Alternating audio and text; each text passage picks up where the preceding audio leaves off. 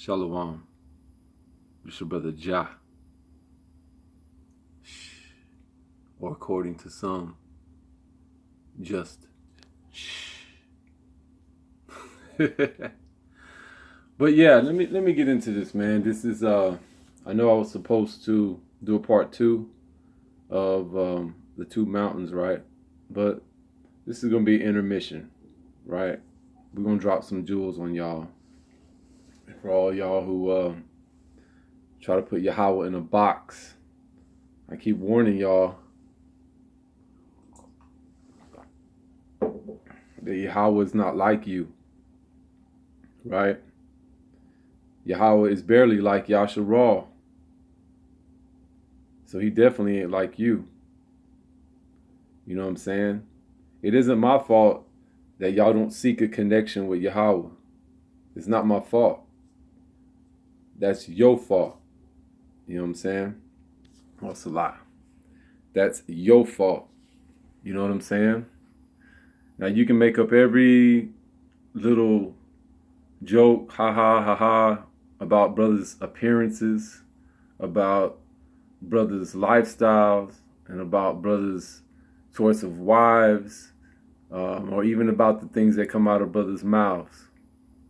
But let me tell you, you fuck up when you put YAHAWAH in a box, right? So that being said, a drawing, an image of anything is in no way even an inkling of the entirety who YAHAWAH is.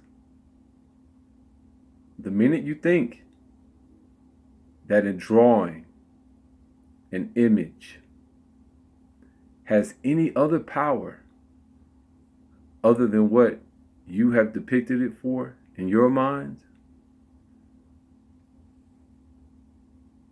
let's see how that goes, right? Think about this. Ask any graffiti artist,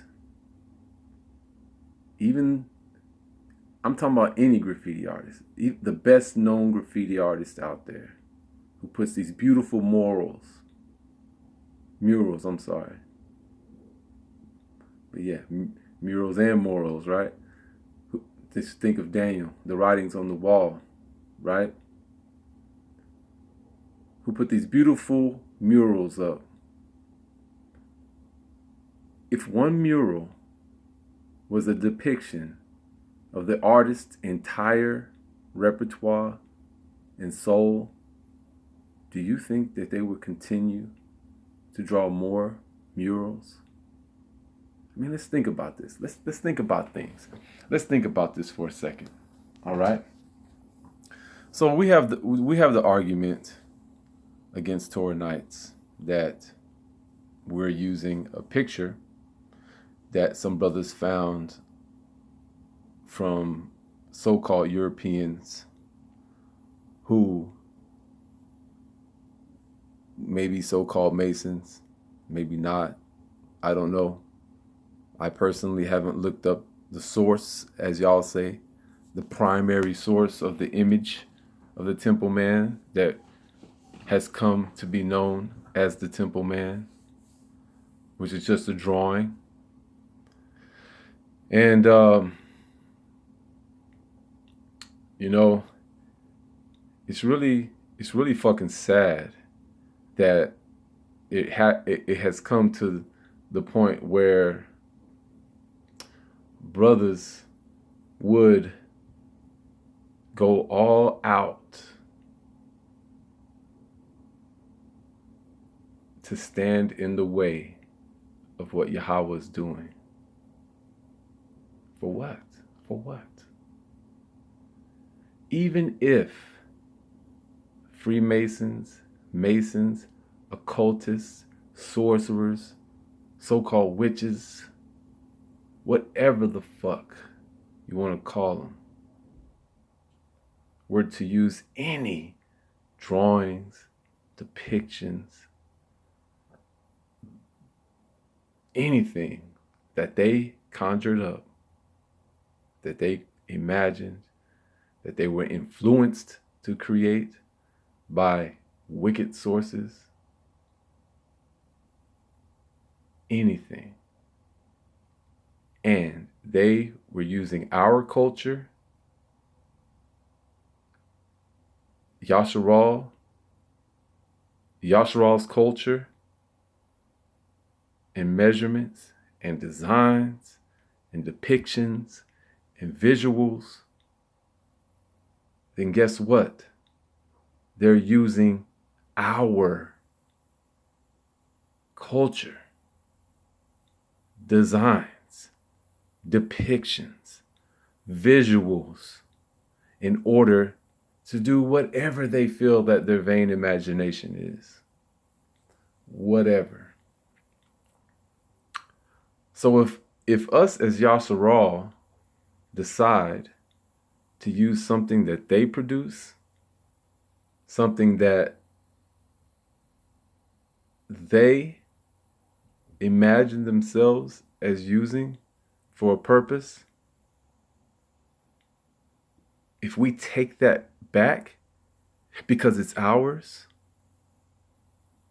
and use it for a righteous purpose, like expressing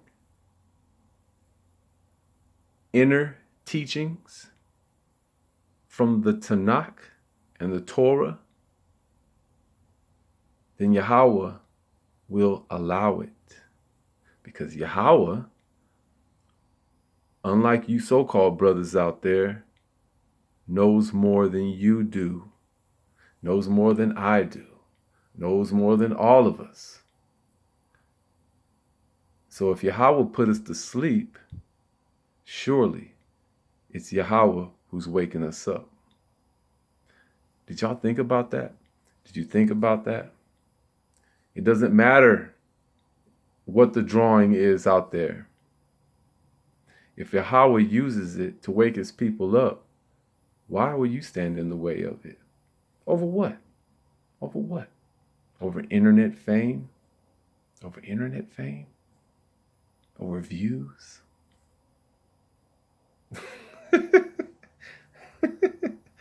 Yo, check this out, okay? I didn't used to do views, right? I didn't used to do videos. One day I decided I was going to post a walk. And I was going to post something for people who don't see me a lot, like my family, my friends, my high school friends, etc., because I'm a bit of a recluse, right? And so I just made a video and I was expressing the things that were given to me that is inside my soul. I didn't expect anybody to watch it, but I got a view.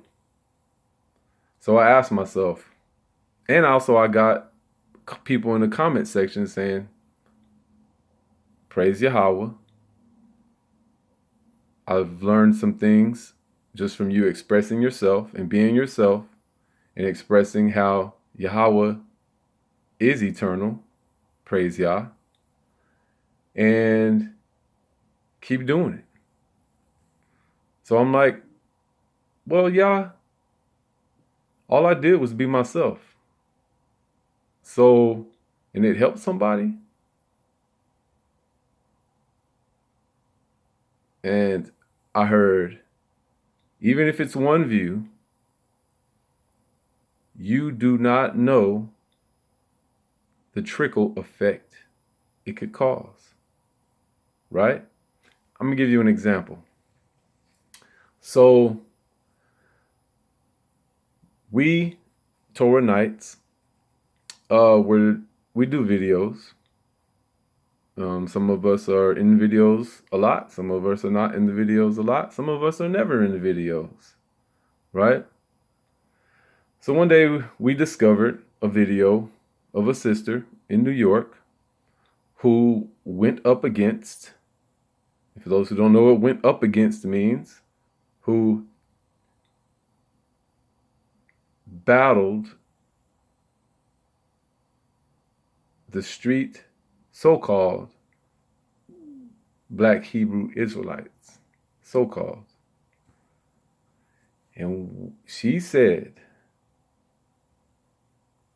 when she was attacked by the so-called black Hebrew Israelite, she said, we'll be back. I got thousands of Torah nights. Now, mind you, this particular woman and her seeds, her children that were with her, had the Stones edition Tanakh.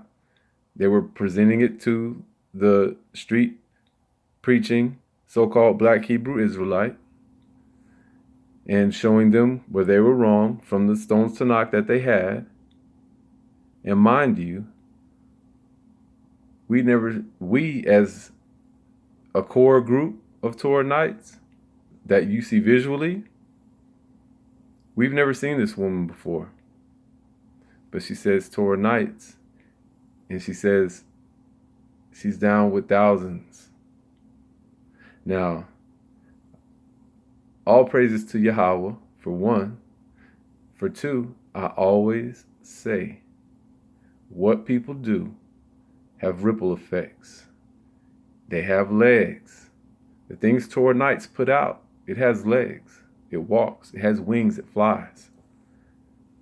Us as mere men, we're not aware of what the bar does, what YAHAWAH does through this word far and wide. We only know about our vicinity, what's close to us, whom we're dealing with personally, unless YAHAWAH gives us a vision, a greater vision and understanding. So all of this thing, this whole thing about using a drawing, which some brothers have said that they found a primary source of it being called the Temple Man, totally negates our usage of it as an expression of inner workings, right? Now let's think about this. Let's think about this, right? Let's think about this, right? Because I have yet to see, actually I've seen one person, but I have yet to see the ones claiming that they find these primary sources, get graph paper and actually go by the measurements and designs of the cubits that are in the Tanakh and actually draw out based on the measurements and designs that are in the Tanakh. Because you can. And see what the drawing looks like. Just see it. Right? Just see it. See and tell me what it looks like from above.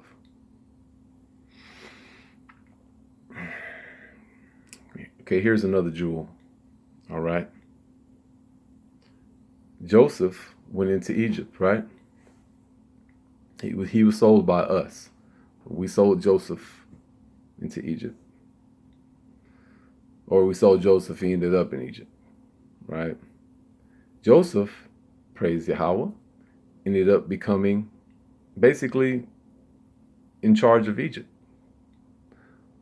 So that means all the science, all the math, all the wisdom that Joseph had through YAHAWAH, because he was praising YAHAWAH, he reflected it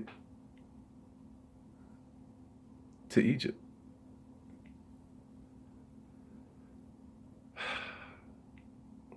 So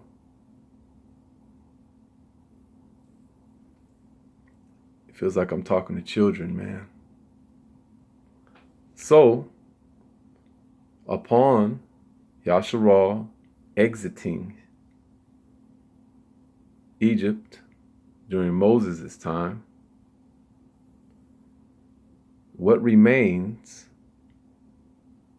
in Egypt is a reflection of us, right? Because the Egypt of Moses' time was a continuance of Joseph's time, only they had forgot Joseph. So therefore, when you forget Joseph, you forget YAHAWAH. When you forget YAHAWAH, everything that has been designed and that you were using from us turns into something carnal and turns into something corrosive. You don't think YAHAWAH knows that? You don't think YAHAWAH recognized that he wanted to move his people out of that situation? And what did he have to do? He had to use Egypt against itself. He didn't have to, but he did, right? So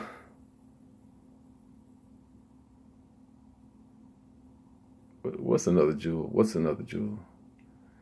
You know, praise YAHAWAH, man. First of all, let's give praise YAHAWAH again. Why? Because YAHAWAH is the eternal one, right? YAHAWAH, existence, living existence, right? Not static, not dead, living existence, which incorporates our breath, our souls, our life, our existence, right? So you would think that anybody here who would like to maintain a righteous order in their life would recognize that YAHAWAH is living existence, right? And would recognize that YAHAWAH can use anything in existence to wake his people up. You would think that people will realize that, right? You would think that someone that calls out YAHAWAH's name would refrain from putting YAHAWAH in a box. You would think that, right? Yeah, me too. You would think that somebody who reads Ezekiel 43:10, right, and sees that it literally says designs, measurements, would look at the designs and the measurements that were given to Ezekiel from YAHAWAH and ponder the greatness of those things and ponder the meaning of those things and take it beyond the language of English, to study the Shemitic languages, to study the so-called Hebrew, which we call YAHWH the Yah. You would think that these brothers who call out Yah's name would refrain from putting Yah in a box. How many times, based on what we're talking about, have I said the drawing is an example, right? Let me give you another jewel. You are YAHWH's drawing. Are you YAHWH?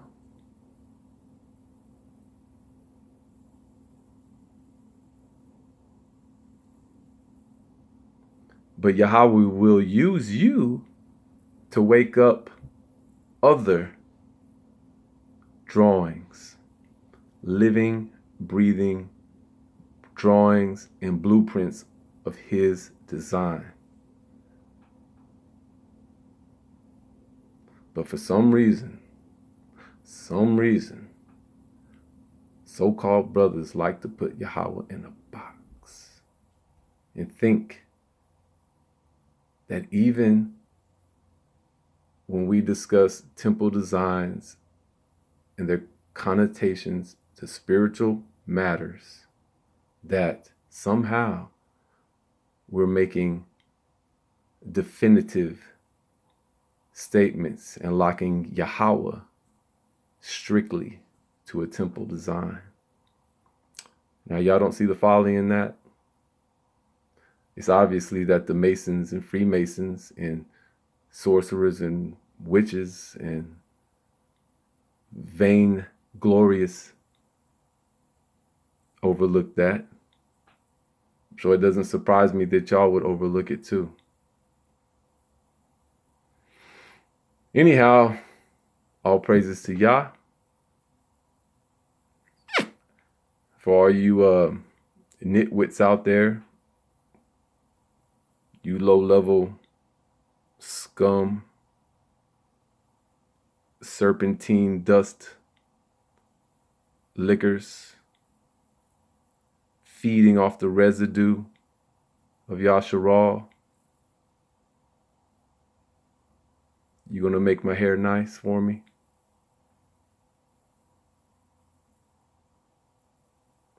Or are you gonna eat this shredded wheat with this milk? Fucking phony posers. YAHAWAH sees you. All praises to YAHAWAH.